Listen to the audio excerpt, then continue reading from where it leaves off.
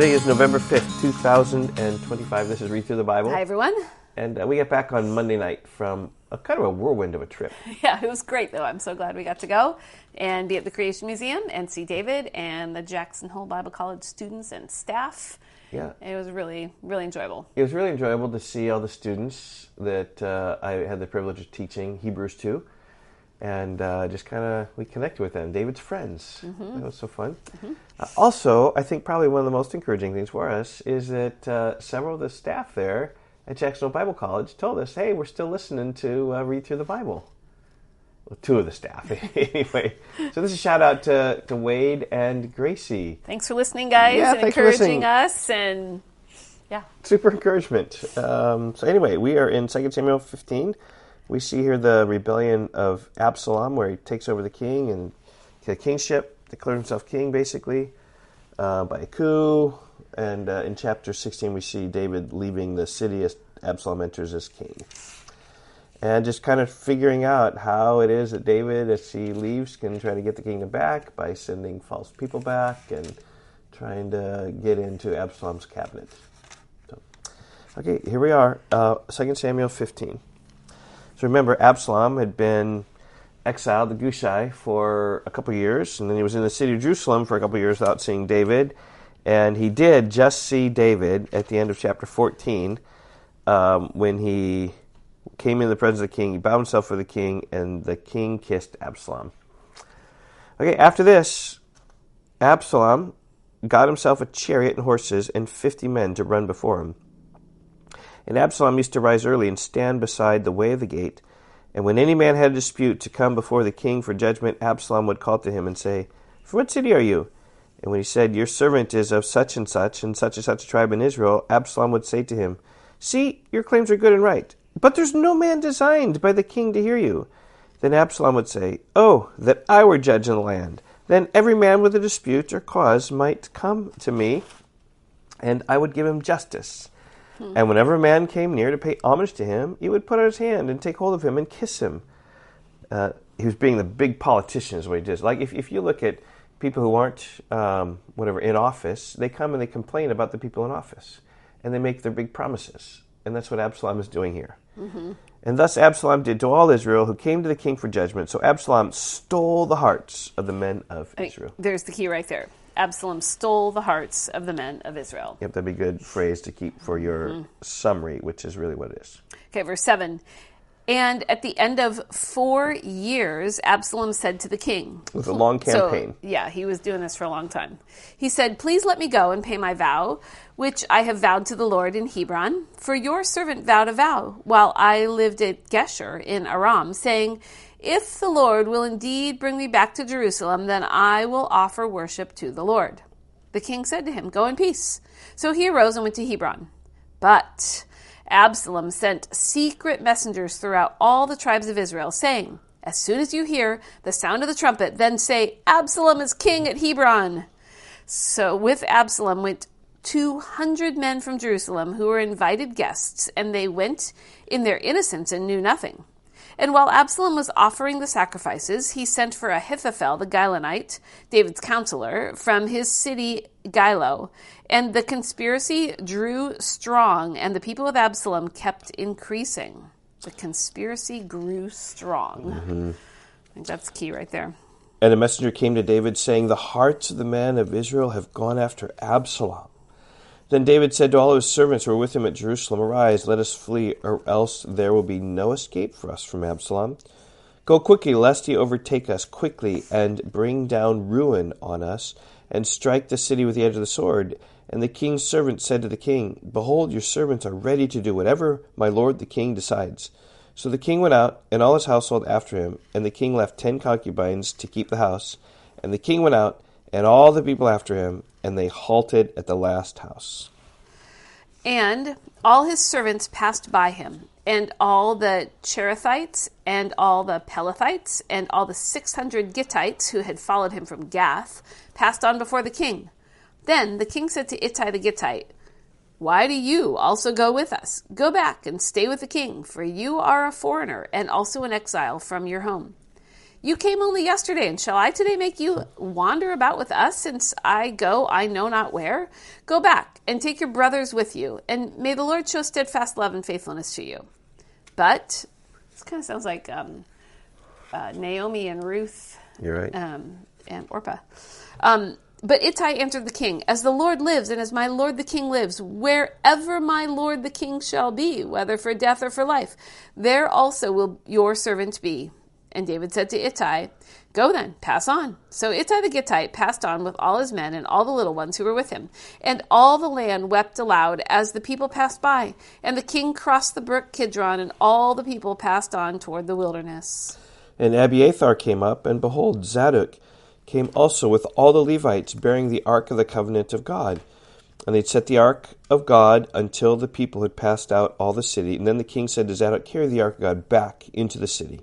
Because some people, I think they wanted to have it, a little bit like when they went out to fight the Philistines, this superstitious thing. Let us go with David. David said, no, put it back in Jerusalem. If I find favor in the eyes of the Lord, he will bring me back, and let me see both it and his dwelling place. But if he says, I have no pleasure in you, behold, here I am. Let him do to me as seems good to him. The king also said to Zadok the priest, are you not a seer? Go back to the city in peace with your 2 sons, Ahimaaz your son, and Jonathan the son of Abiathar. See, I will wait at the forge of the wilderness until word comes from you to inform me. So Zadok and Abiathar carried the ark of God back to Jerusalem, and they remained there. But David went up the ascent of the Mount of Olives, weeping as he went, barefoot, and with his head covered. And all the people who were with him covered their heads, and they went up, weeping as they went. And it was told David, Ahithophel is among the conspirators with Absalom. And David said, O Lord, please turn the counsel of Ahithophel into foolishness. Okay, that's something little to remember. Ahithophel is foolish. Will be. Whatever. Turn it into foolish. While David was coming to the summit where God was worshipped, behold, Hushai, the Archite, came to meet him. And this is Hushai, the spy, then, basically. Mm-hmm. And he's going to help thwart the counsel of Ahithophel here a little bit.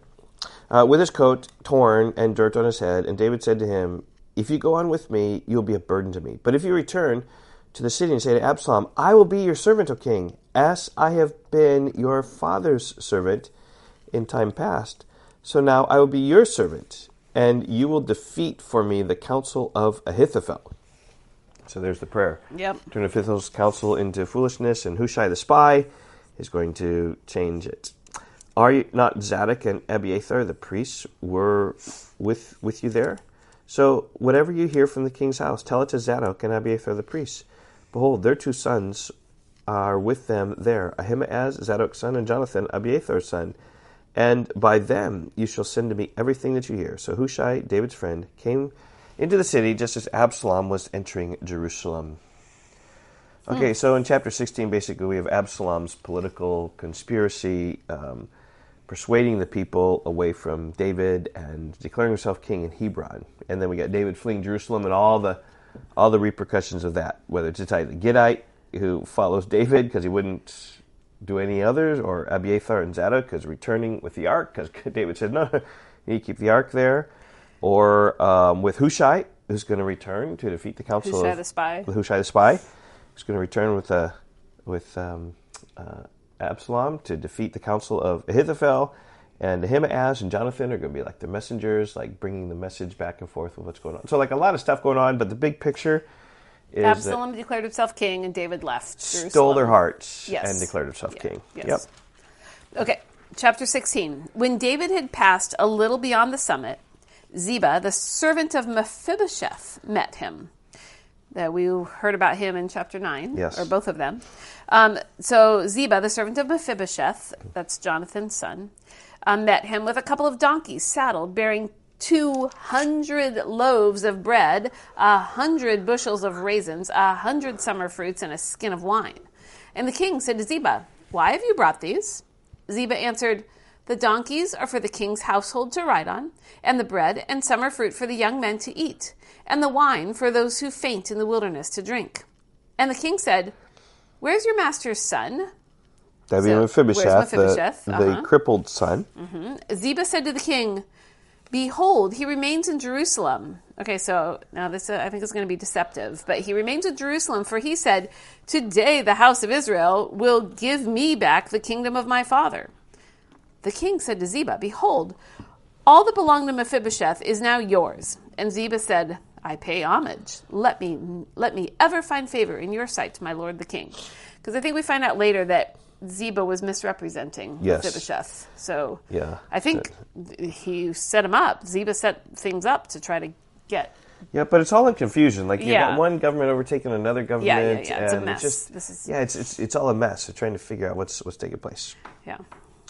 Okay, and here's a great picture of when revile did not revile in return. When Jesus was on the cross, they were angry at him, and likewise here, David just doesn't revenge against Shimei. When King David came to Bahurim, there came a man out of the family of the house of Saul. His name was Shimei, the son of Gera, and he came and he cursed continually. He threw stones at David and all the servants of King David, and all the people and all the mighty men were on his right hand and on his left. And Shimei said as he cursed, get out, you man of blood, you worthless man. The Lord has avenged you all the blood of the house of Saul, in whose place you have reigned. And the Lord has given the kingdom into the hand of your son Absalom. See, your evil is on you, for you are a man of blood. They're just hurling insults. And he's from the house of Saul. Interesting. That makes sense. He's loyal to Saul, Sure, and so he views sure. David as overtaking the house of Saul, which is bad. Yeah. Verse 9, then Abishai, the son of Zeruiah, said to the king, why should this dead dog curse my lord the king? Let me go over and take off his head.